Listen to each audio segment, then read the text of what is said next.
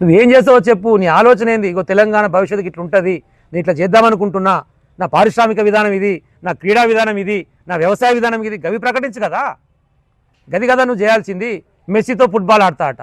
ఎవరికి కావాలరా నీ ఫుట్బాల్ మ్యాచ్? నీ అవలగానే ఉన్నావు. 2 రోజులు కొడుక జనాలు నీతో ఫుట్బాల్ కాదు ఉరికి ఆడతారు ఫుట్బాల్ నీతోని.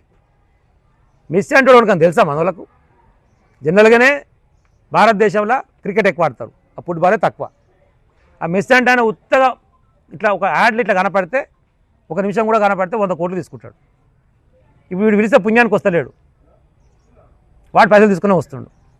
ఇక సోషల్ మీడియాలో అయితే మెస్సీ వర్సెస్ మేస్త్రి అని పెట్టాడు. గుంపు మేస్త్రి కదా ఆయన పేరు, ఆయన మెస్సీ, ఇటు మేస్త్రి, మెస్సీ వర్సెస్ మేస్త్రి అని పెట్టాడు.